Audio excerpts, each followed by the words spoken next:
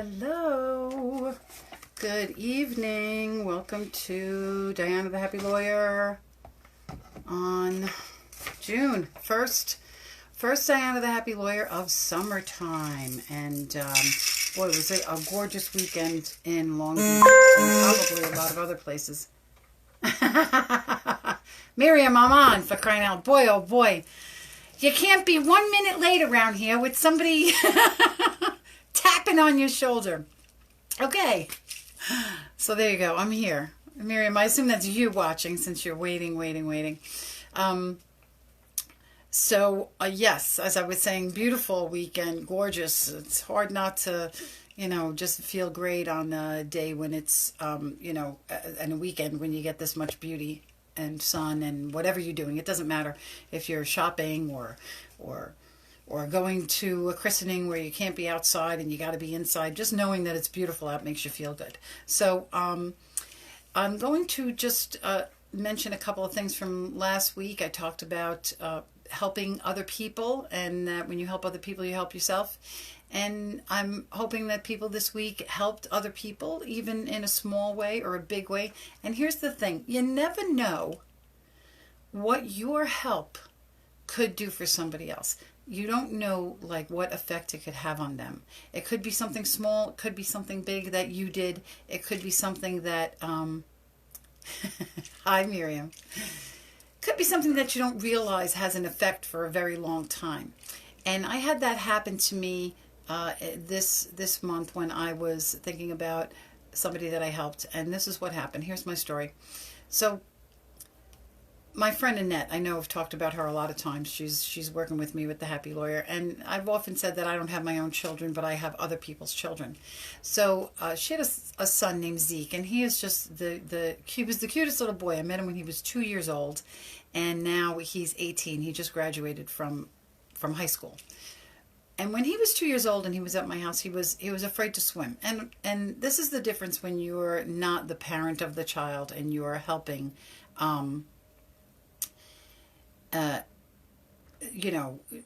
To do whatever, just being there as another adult that a child can bounce things off of and do stuff with. So Annette was nervous about teaching him how to swim because, he was scared of the water. Somebody had pushed him in. Bad thing. That's something that, could wreck you for life when you're, a child and you're pushed into the water by somebody and you think you're going to drown and then you're afraid of water. So he was always afraid. And because he was afraid, she was anxious about teaching him how to swim. And so every time she tried to teach him how to swim, it was, be careful, you okay? And it didn't work because the anxiety that was between the two of them just didn't work. So the bottom line is I taught Zeke how to swim. I taught him how to swim in a little pool, a spa pool in my backyard in Florida where, I taught him first to just put his face in the water, and he was so excited. And he was probably about 4 years old at that time. And, he couldn't wait to show his mom too. And it was the cutest thing, and I'll never forget it because it was a highlight of my life. And he's putting his face in the water and going, Mom, look, I can put my face in the water. And coming up and all the, he's like, all the water and it's going in his face and his eyes and his mouth. But he didn't care. He was just so excited that he could do it. So after teaching him how to swim in the little pool, then we finally ultimately got him to go in the big pool. And I used some Mardi Gras coins to throw down to the bottom of the smaller pool for him to go underwater and get them. And it was just like a spa tub. So for a 4-year-old, he could stand up in it. He was not afraid. And so after that, he became less and less afraid. We put him in the big pool and he was fine. He learned how to swim and he wasn't afraid of the water. So here's the great part. The great part is he just graduated from high school and, he's still deciding on what to do about college. But his first job out of high school was a lifeguard. He took a job as a lifeguard. Now, I get verklempt because I'm I taught this kid how to swim 14 years ago. Just, I was helping him. I was helping her and I was helping him because they were having a hard time. I didn't even think much of it. But now here, 14 years later, this kid is going to be a lifeguard. Now, it's it's really touching to me. And now that I even think about it more, what if he saved someone's life? What if in the course of being a lifeguard, he ends up saving someone's life? That's the point, right? That's the point of lifeguards is to save someone. So I could have taught this kid how to swim 14 years ago, and 6 months or 6 years from now, he could possibly save someone's life. And then that person could be, I don't know, kind of cure for cancer or something. I mean, it's really crazy when you think about how a little help that you give somebody can have an everlasting effect on the world. And, we talk about it all the time because we love when Zeke learned how to swim. It's one of our favorite memories. And I see Annette is watching and clapping and loving and hugging. And, I mean, that kid Zeke, by the way, you're going to see him on this show one day because he's very, very intuitive. He's definitely, I'd love to get him in as a young person, an 18-year-old or 19 or 20 to talk to young people because he's got a lot of insight, so that would be great. But I tell you, that was something, and you never know when helping somebody is going to have literally an everlasting effect on the world. So I don't want to make it sound too big, but it's the truth. Helping him learn how to swim could have an everlasting effect on the world that could go way beyond even my lifetime. So I'm very excited about that. So that's the thing that I wanted to point out about helping people. And hopefully, in your, whatever you're doing in your life, you're going to be helping people to do whatever, and then they can help other people. I mean, it's just like a domino effect. You help, they help, and so on. You tell two friends, they tell two friends. Remember that commercial? You probably don't. It goes on and on and on, and it's definitely something that you can do very easily. And speaking of doing things very easily, tonight's lesson is be your best self and the world will be its best back to you. So what does that mean? What does being your best self mean? It sounds like it's hard, to be your best self. I mean, you want to be the best. The best is better than good, better than very good. It's best. Does that mean that you have to put a lot of work into it? No, it doesn't mean that you have to put a lot of work into it. Sometimes being your best self can be something very simple. When I was teaching Zeke how to swim, at that point, I was being my best self, and he was being his best self. Even as a 4-year-old, he was being his best self without even thinking about it. So it's something that in your life you can just think about what it is that you want to do. Think about what it is that you want to accomplish in whatever day, in that day. Be your best self every day. If you're your best self every day, then you're going to end up being your best self for your whole life. That's how it goes. So being your best self doesn't mean trying harder. It doesn't mean being better than somebody else. In fact, it doesn't have anything to do with anybody else. This is a concept that you have to get into your mind, that your best self is only what you can do for yourself. Another lesson in the past, I talked about wearing a tailor-made suit. A tailor-made suit is tailor-made for you only. It's not going to fit someone else that way. And somebody else's tailor-made suit is not going to fit you. So your best self is only, it's to you. It's an individual thing to you. It's not compared to anybody else. So it doesn't mean making better grades than anybody else. It doesn't mean being smarter than anybody else. It doesn't mean, having a better makeup job than anybody else, or being 1 minute late. That was my best self tonight. My best self was 1 minute late because I've had a busy weekend. And my Mardi Gras beads are a little jumbled up. They're a little twisted, but I threw them on anyway, and guess what? This is my best self today. My best self has my Mardi Gras beads twisted up, but you know what?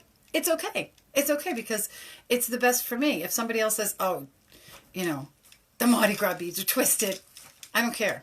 You have to not care what other people think about your best self.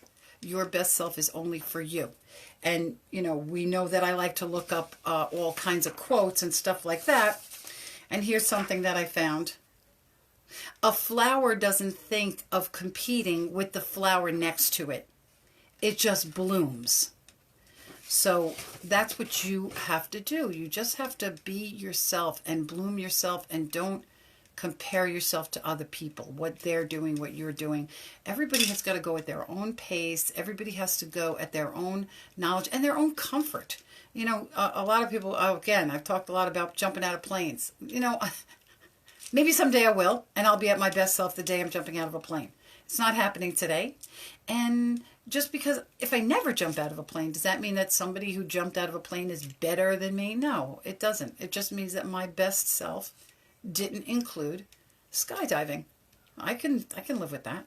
There are people that don't do lots of things. My brother Steven, I know I talk about him a lot. He goes on stage and does stand-up comedy. And that's hard.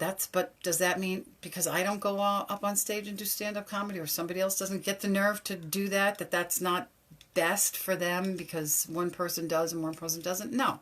You do what's best for you. A guy Steve, that I know this week, a lawyer, he came up to me and told me that he was starting to do storytelling. Has nothing to do with lawyering. It's completely out of his comfort zone, but because of, whatever, my inspiration, I'm going to pat myself on the back here. Because of my inspiration to him, that I was doing something different outside of lawyering, he started doing something storytelling, just telling stories, and he's taking a class on it, and he is feeling good about getting up there and using what he knows, what he's learned through his life as an attorney to get up and speak to jurors or just in front of people. And a lot of attorneys don't speak to jurors. A lot of attorneys just work at their office, at their desk. Just because you're an attorney doesn't mean you're a great speaker. I know lots of lawyers that would never even step foot in court because they're intimidated by it, and so they just stay in the office and do paperwork, and that's their best self. Their best self, believe me, I know this guy, Joe. He can write papers better than anybody else. That's his best. Me, I'm not good. I'm not going to compare myself to him. He's not going to compare himself to me. Oh, Diana goes to court. I wish I was better and went to court. It's not like that. It's not like that at all. Your best self is going to be something that is unique to you. And it could change every day.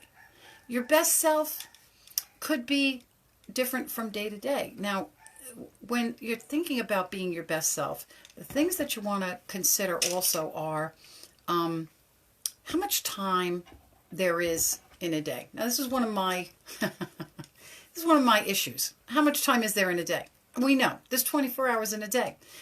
That old thing about, time flies. When you get older, time flies. Of course, it's not true. There's only 24 hours in a day, and there's only 7 days in a week. Time doesn't change. Time doesn't go faster. Time doesn't go slower.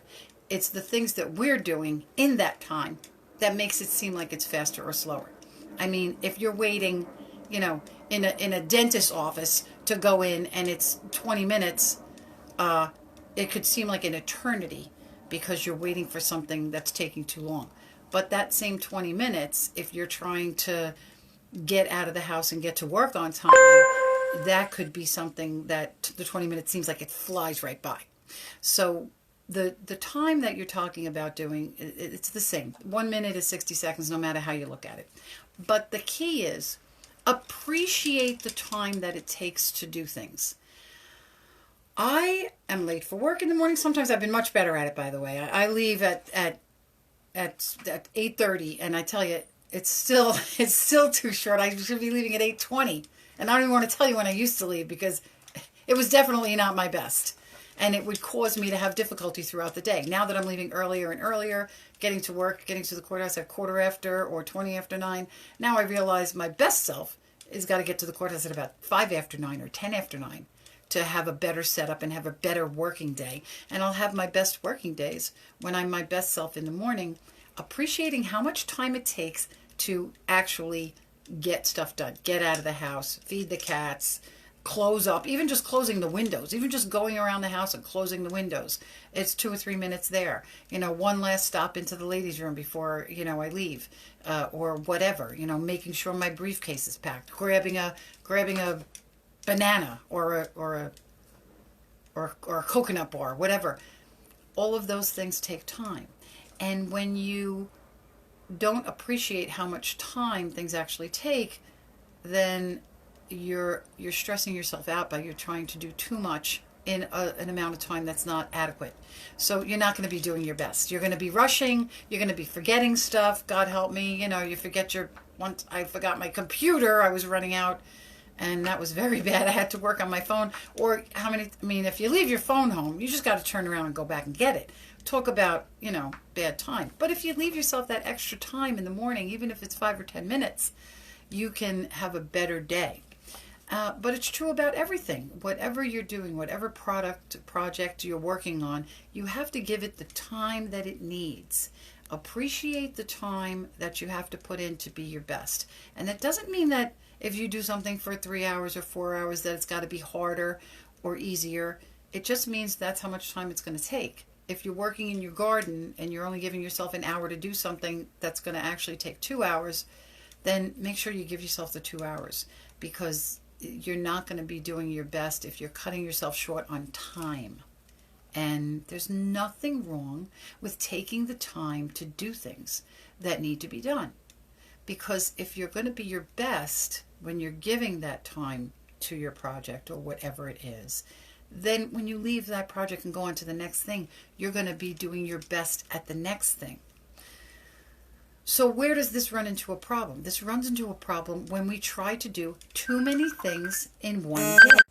Yes, and sometimes you think that you put on your do not disturb button and you're going to be your best in speaking to people, and then somebody disturbs you and you say, oh my gosh, I forgot to turn on my do not disturb button. But then, you know what? Sometimes we stumble. Sometimes we stumble and we make a mistake. But guess what? You can get right back into your best. You don't have to be your best 100% of the time. You can stop and redo something, and that could be something that's your best. So what I was just saying was the appreciation of time also relates to how many things that you try to get done in one day. And the issue that arises for me when I'm trying to get things done in one day is that I have a difficult time saying no to people. No, I can't do that. No, I can't meet you there. No, I can't stop and get, edamame. My friend Charlotte, who I've mentioned, I was going over to visit her. She's an older lady, and I love her to pieces. And I called up and I said to Charlotte, I'm coming over. What can I get you? And she goes, those peas? We sometimes eat them, and you bite the peas out of the seeds out of the peas. And I'm going, I know she's talking about edamame. And I go, you mean snap peas? No. You mean snow peas? No. They're bigger. And I'm like, they're salty on the outside. And I said, you mean edamame? And she goes, yes, can you bring me edamame? Now, edamame is not something that you can get to 7-Eleven, and I was like, damn. Now I offered to get something to her, and she asked for edamame. So I ended up at Stop and Shop, and believe it or not, they had like a whole container of just the edamame seeds. So it was a lot easier than I thought. But it was something that, once I said yes and offered to do something for her, and she agreed to take me up on the offer, the thing that she wanted was going to take a little more time than usual. So but I stuck to it. I agreed to do it. It took not much more time. I think I was stopping to get milk or something anyway at Stop and Shop. So it only took like another 10 minutes. I was already in the store. I found the edamame. It was great. I thought I was going to have to call a Japanese place and order some. I mean, it really got a little crazy in my mind. I'm like, how am I going to get edamame? And who asks for edamame? Who says, bring me edamame?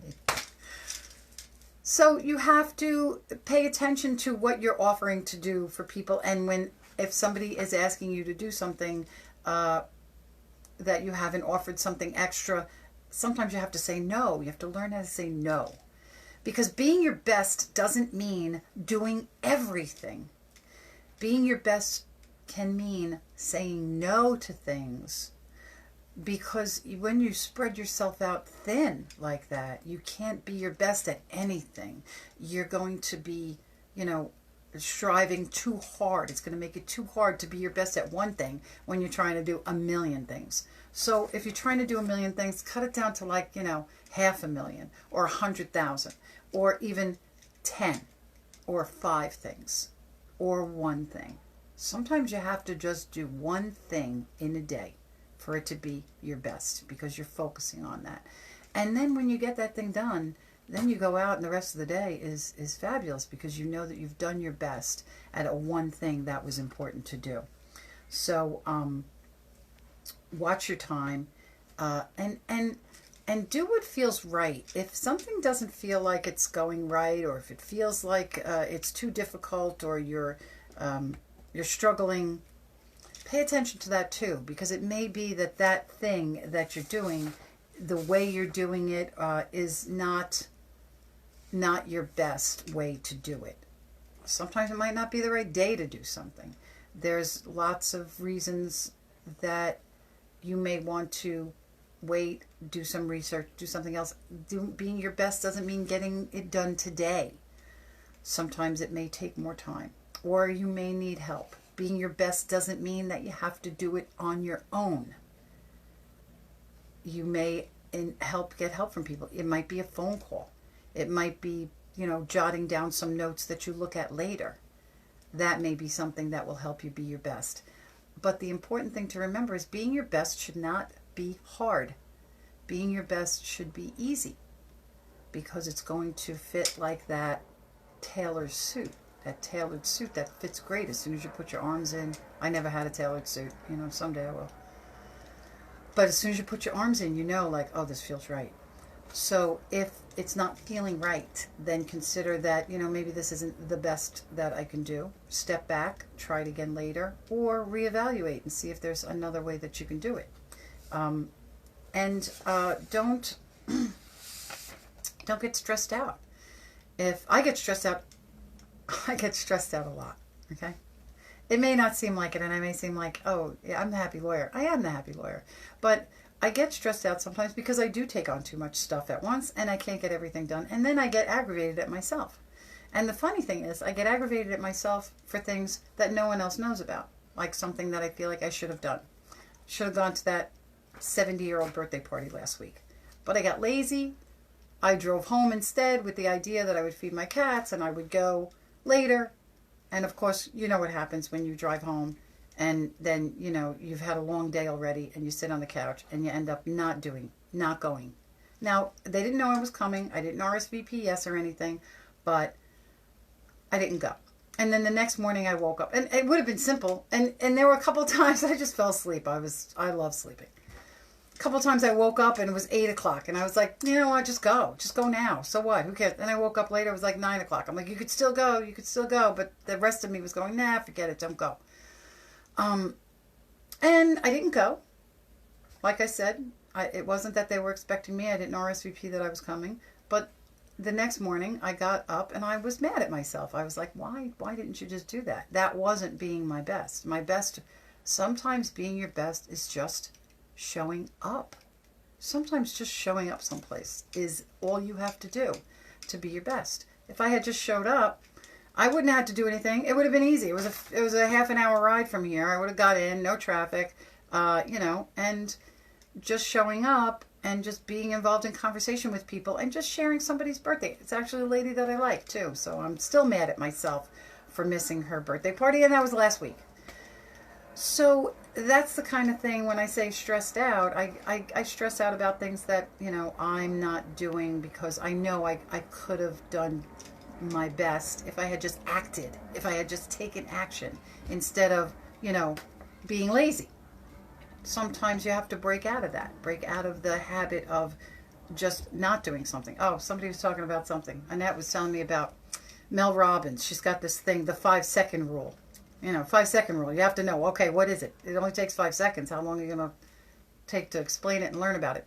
So this is what she says. You go you think about doing something, and if you feel lazy, I guess, or procrastinating, you just go 5, 4, 3, 2, 1, and then you do it. You get up off the couch, or you start cleaning your closet, or hanging your clothes, or doing laundry, or cleaning the car, or making dinner, or calling to order dinner to be delivered, whatever it is.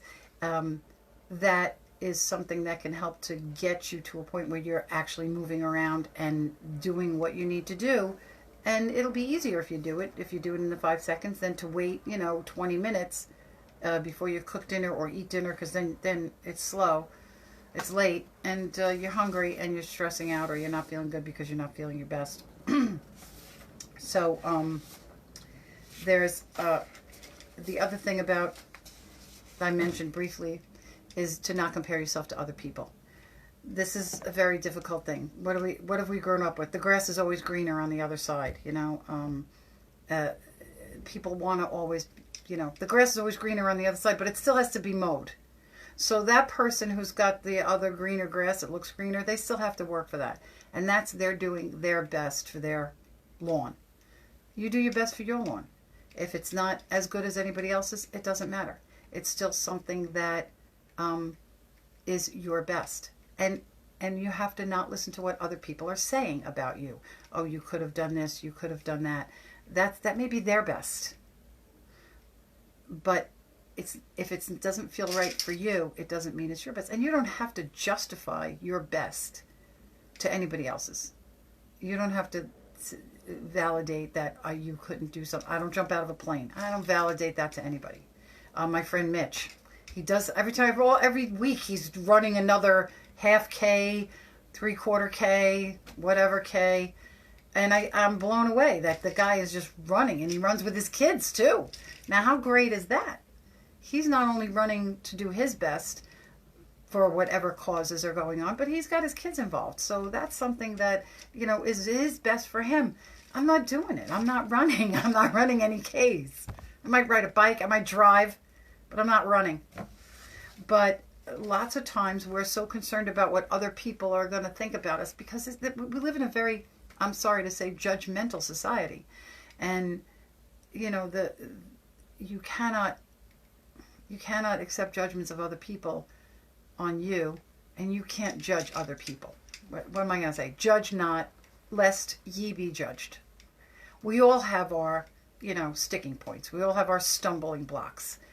And it doesn't mean that you're still not doing your best, even if you stumble and you get up and go again. And so if somebody else is doing better, don't compare yourself. If somebody, you know, don't judge that person if they're not doing as good as you. If they're not, you know, having a live Facebook show or writing a book. I haven't written my book yet. I'm not going to worry if somebody says to me, oh, you haven't written your book yet? Or, you know, I say, oh, well, you know, where's your book? Where's your live Facebook show? It's the kind of thing that it doesn't matter because what other people are doing is their best, and it can't possibly be your best because this is a unique individual thing. So another quote that I found tonight that I thought was interesting was, when you've spent your whole life listening to others, it takes courage to pay attention to the sound of your own voice. And this is where you're going to find out what your best is. You're going to find out what your best is by listening in your own head. Like me, should have been listening and saying, get up and go to that party. Or, you know, go right. I was already out. Part of me said, just go to the party now. You'll just stay a couple hours and leave. You'll be home early instead of going home and coming late. But I didn't listen to myself. I didn't listen. And, you know, that's the toughest thing. It's the toughest thing. When you're trying to reconcile time, when you're trying to reconcile projects, when you're trying to say no to people. If something says no, just say no. You can't fit it in. There's no way you can fit it in. Or don't offer to stop and get something because somebody might ask you for edamame. And now you're going to be like, ugh. If you think you can do it, and you may be able to do it, which I was able to do, but don't offer it up if you think you're not going to be able to do it. Don't offer your help because you think it's your best, because it might end up not being your best. Pay attention to the time that it's going to take to do that, so that you can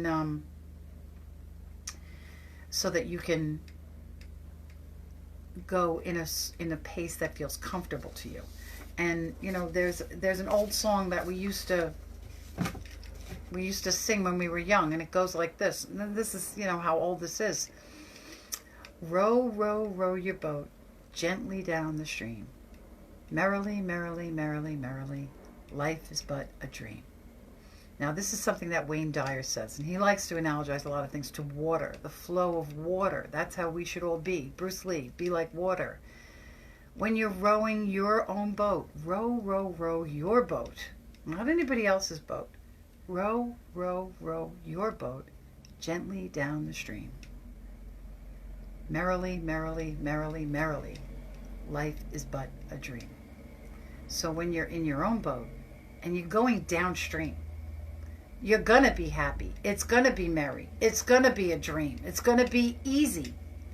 When you're going upstream, if you feel yourself rowing against the stream, against the current, against the tide, and you got to struggle, then you're not doing something that is your best or in your best interest. Because anything that's going to be a struggle is not going to be something that's at your best. And I'm not saying that there aren't things that take effort and time and dedication. Every week I'm doing this. This is effort, time, and dedication to the extent that I do my best. And, you know, I guess some best for me, or, you know, whatever it is. Every day it's the best that it is. It's the best with jumbled up Mardi Gras beads. It's the best with not the air conditioning on in here, and I'm sweating a little bit because it's getting to be hot out now. It's June and summertime, but it's still something that I'm just row my boat gently down the stream, and I just get into it, and I set the thing up, and I click the button. Even if I'm 1 minute late, I'm not worried about it, because it's something that it's in the flow. I'm going in the flow of it and not fighting against it. So remember that, because when you are doing your best, then the world is going to be at its best for you. Life is but a dream. When you're rowing downstream, it's easy and beautiful, and you'll enjoy it much more. So the world will have no choice. The universe has no choice but to react the same way as you're acting. It'll make things easier and more pleasant and more fun. So that's what I want you to do this week. I want you to think about what are you doing that you're doing your best at? What are you doing that you're fighting with? I fight in the mornings to get out of the house because I'm not doing my best. I'm doing other things. I'm not paying attention to my time. I'm doing too much stuff at once. All of those things are fighting against me being my best self for the morning, so I can get out at 20 after 8 or quarter after 8, and then not worry and not stress out in traffic, because we all do that too if we're running late and not at our best. So be your best this week. And that doesn't mean better than anybody else, and it doesn't mean doing the hardest thing possible. It just means doing something with the right time and the right effort that feels right and feels smooth and feels easy. So let me know what you guys are doing that is something that seems hard. You can direct message me if you have a question about, Diana, it seems like it's easy for you, but I want to tell you that this is my issue and I can't do it. It may seem like it's easy for me. This is easy for me because I've been doing it now for months and months, but it was hard at first, and some nights I race in here, but then once I get started, it becomes very smooth for me because I'm doing it. Also, another thing that you do, first time you do something, it's going to be difficult because you've never done it before. But then the more you do something, it gets better and better and easier because you're in the groove, you're in the flow of the stream, and it's going to be easier, and you'll be doing a better and better job. So I'm sure Mitch, the first K that he ran wasn't easy. I'm sure he had to work up. He may have to go A, B, C, D, E, F, G, H, I, J before he got to the K. And that's how he got to be his best at the K. So, give yourself some credit for that. Give yourself credit going through the alphabet before you get to your K. And then it becomes easier and easier. And don't beat yourself up if you stop at E or F or G, because, maybe that's your best. Maybe your best is a G. Maybe a D.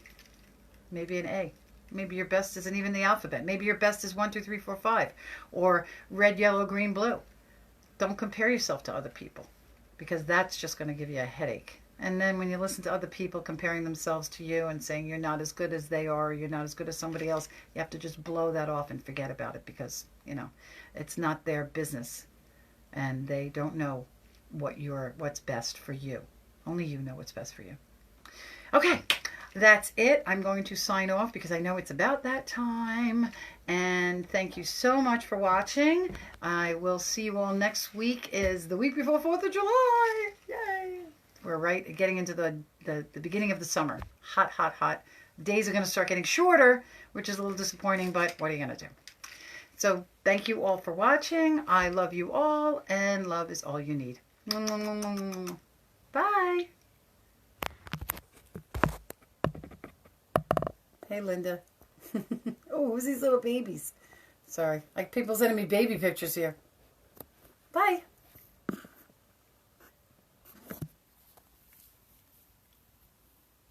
The baby picture is in the way of my